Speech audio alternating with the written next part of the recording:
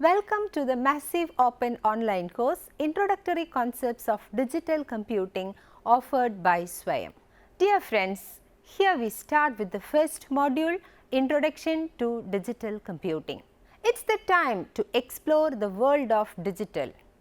In our daily life, we all are using different digital systems such as computer, mobile phones, digital watches, etc.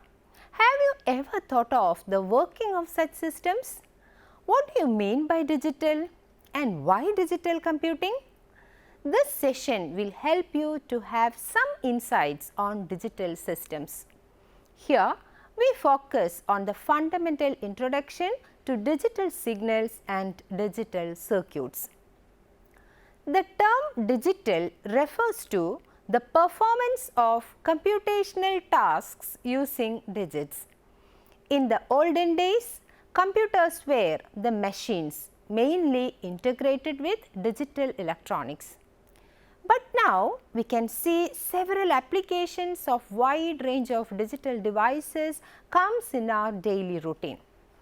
The digital technology transformed from vacuum tube circuits to discrete transistors and then to complex integrated circuits, including programmable integrated circuits or ICs.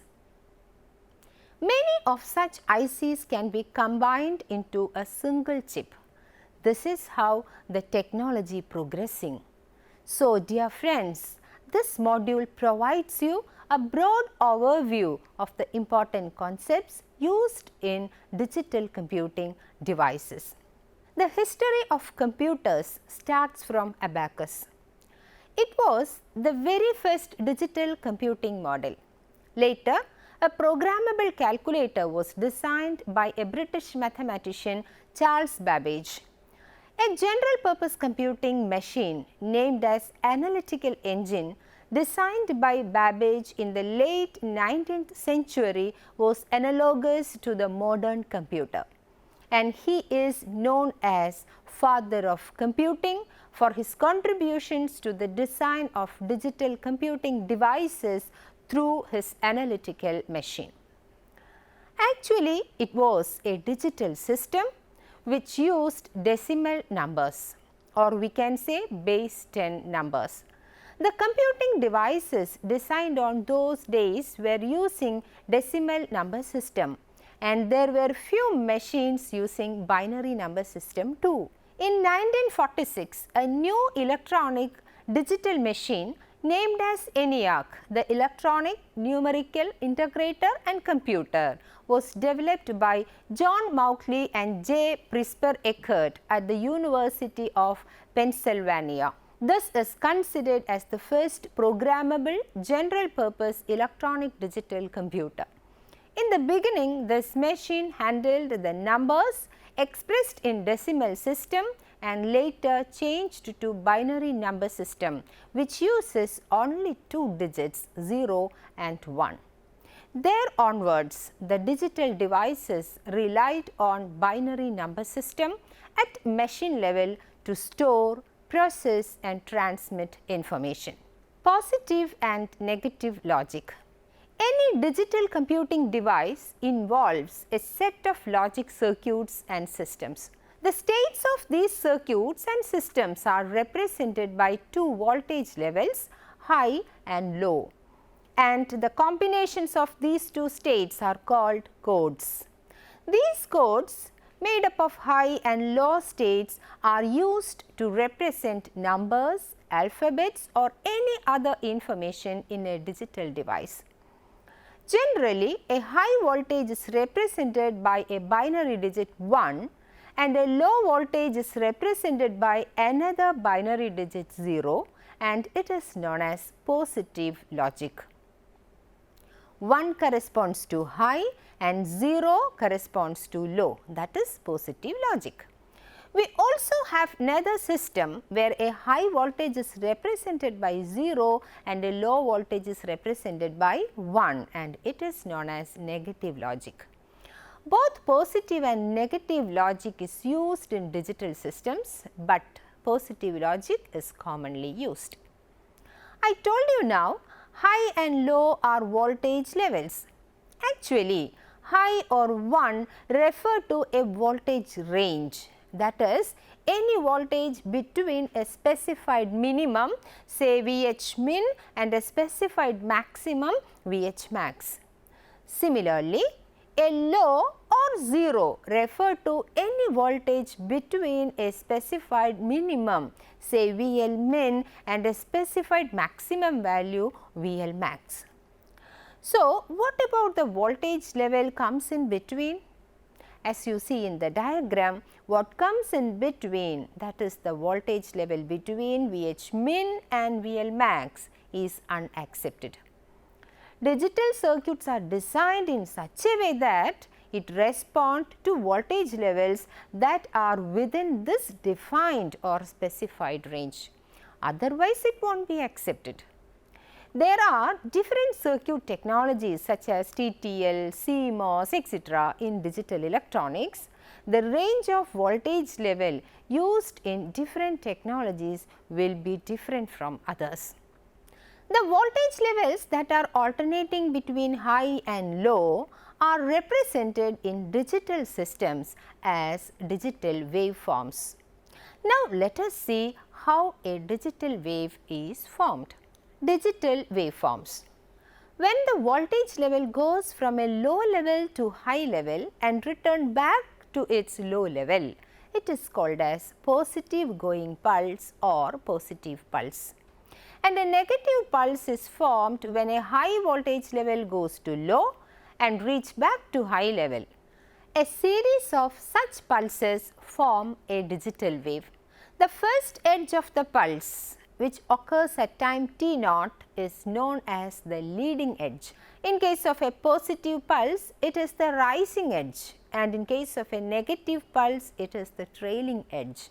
Similarly, the second edge of a pulse, which occurs at time t1, is known as a trailing edge. For a negative pulse, the falling edge is the leading edge and rising edge is the trailing edge. The time interval between the rise and fall of each pulse is called pulse width. Let us look at the figure given here. It is a stream of pulses. What does T1, T2 and T3 indicate? It is the time interval from the leading edge of one pulse to the leading edge of the next pulse. This is known as a time period. It is one of the fundamental terms we use in signal processing. This can also be the time interval from the trailing edge to trailing edge. Okay. The figure clearly shows the time periods P as T1, T2, T3. The waveform in a digital system is broadly classified as periodic and non-periodic. The waveform that is repeated itself at a fixed time interval, say t, is known as periodic pulse waveform. Here you see the same pattern is repeated in a pulse waveform, and the rate at which it repeats itself is measured as frequency. A non-periodic pulse wave is composed of pulses with varying pulse width, maybe with different time intervals. These digital waves can be used to represent information. I have already mentioned that digital devices rely on binary number system at machine level to store, process and transmit information. This binary information takes shape in digital systems as waveforms, which represent sequence of binary digits, zeros and ones. When the waveform is high, we assume that a binary 1 is present, and when it is low, a binary 0 is present. And the time interval occupied by each bit, that is known as bit time. So, what I try to convince you that each digital waveform carries a bit sequence, which is a binary information to be handled by the digital computing device. The waveforms handled by digital systems are synchronized by a particular type of timing wave. It is known as clock wave. It coordinates the functions, the sequence of actions that takes place in a system. Clock wave is a periodic waveform. In the figure given here, it is clearly shown each period is separated with dotted lines. What you see below the clock waveform is the digital wave that carries binary information. The clock waveform has a major role while analyzing different waveforms that carry information. For example, see the figure, it is known as a timing diagram. The first wave is the clock wave. The other three waves carry binary information. We can find the time relationship between these waveforms from this diagram. It shows how each of the digital wave changes with respect to other waves. The state of a particular wave at a specified time t can be determined from a timing diagram. Also, we are able to identify the exact time a wave changes its state either from high to low or from low to high relative to other waves. Timing diagram has an important role in the designing of digital circuits because it shows how the system responds over time to changing inputs. This would be very helpful at the designing phase. The purpose of designing a digital system is to store, process and communicate information in the most convenient and efficient way, that is in digital form, more precisely in binary form. What is meant by digital? The term digital refers the method of expressing data or signals as a set of digits, a series of digits. So, digital system performs various tasks with quantities that are represented as digits. It stores and processes data, both numerical and non-numerical, with the representation of certain digits, or we say in discrete form. Here we refer binary representation that contain only two digits, two discrete values. They are 0 and 1. The more on binary will be discussed in the forthcoming sessions. Digital and analog. When we examine the different computing systems, we come across two broad classifications, analog and digital. Digital deals with quantities with discrete values and analog deals with quantities with continuous values. Though the entire course is based on digital concepts, it is mandatory to know the difference. Interfacing between them are also important. Most of the physical systems in nature occur in analog form. For example, sound, temperature, etc.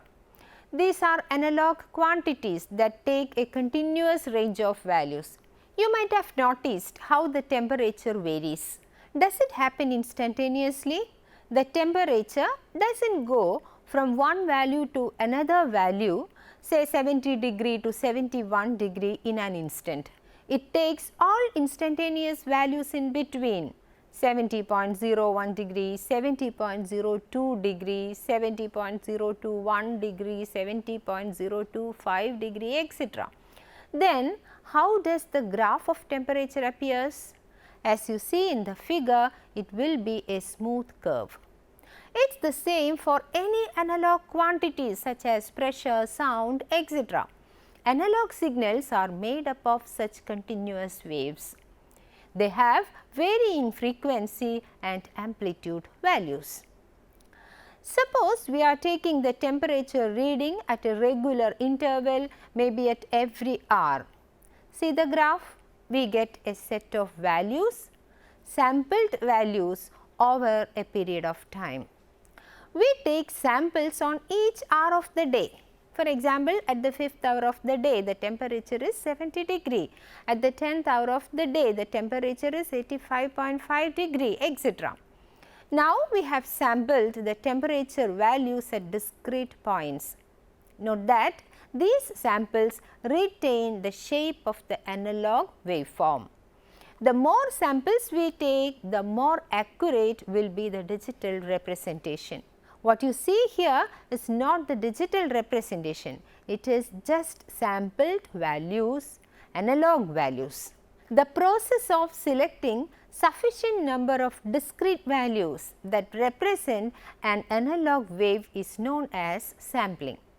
This is how we convert an analog signal to a form that can be digitized to represent using digital codes.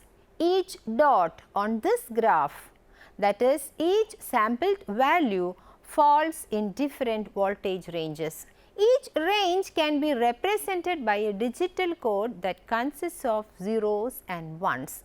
The process of converting these analog values to digital codes is known as quantization.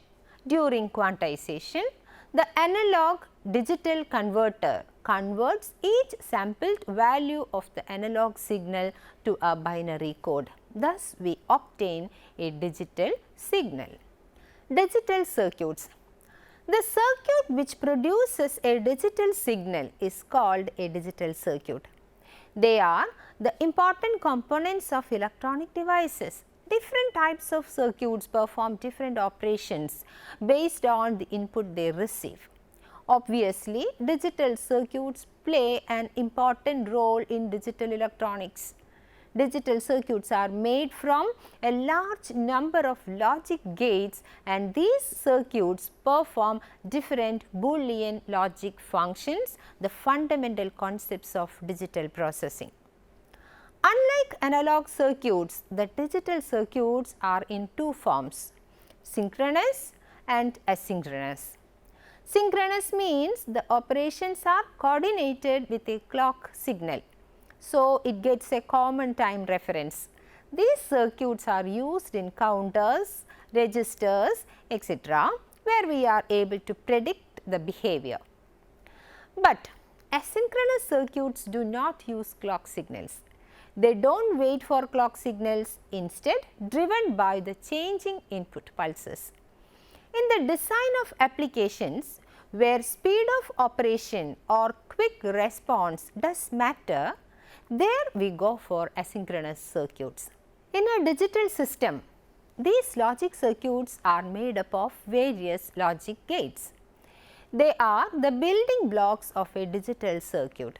They are connected with different combinations to produce the required output. There are two types of logic circuits used in digital devices: combinational logic circuits and sequential logic circuits. In reality, all digital circuits that we use in the digital devices are a mixture of combinational logic circuits and sequential logic circuits.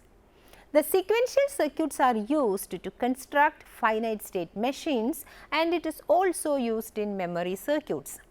For performing specific digital functions such as addition, multiplexing, comparison, etc., combinational circuits are used. We know that these circuits are made from logic gates. But if the circuit is more complex, then connecting large number of gates is laborious. It may reduce the reliability. It is time consuming. To overcome these limitations, the combinational circuits are made available in integrated circuits. Hope you know that ICs are largely used in the design of digital systems. On the basis of chip size, that is the number of gates integrated to a chip, the ICs are classified into small, medium, large and very large scale ICs. The most complicated ICs are microprocessors. It is designed entirely using these logic circuits, and these circuits are synchronized to each other. We know that information processing and storing are the two important functions of any digital computing device. Information processing is performed at CPU, the brain. Billions of operations are performed per second in a microprocessor IC. Storage, that is memory chips, are composed of logic circuits. Yes, digital circuits are integral parts of many important electronic devices. We use several digital devices in our daily life such as digital watches, video games, computers, etc. The advanced technological processes, rocket science, quantum computing, etc. are also make use of digital circuits. That is the significance of digital circuits in digital computing devices. During this course, we study the fundamental concepts used in the designing of digital circuits. Also, we will learn the designing of combinational and sequential circuits. Here I conclude. Let me summarize the topics we discussed here. We have covered the basics of digital computing in brief. The evolution of digital computer was discussed in the first part. Digital devices were using decimal number system in the beginning and later changed to binary representation. Then we had a discussion on the concepts of digital waveform, followed by a brief description on analog to digital conversion. And at last we talked about the significance of digital circuits in digital computing devices. We start with number systems in the next class. Before winding up, let me quote the words of Brian Herbert. The capacity to learn is a gift. The ability to learn is a skill. The willingness to learn is a choice. Dear friends, you have made the right choice. Go ahead. Happy learning. Thank you.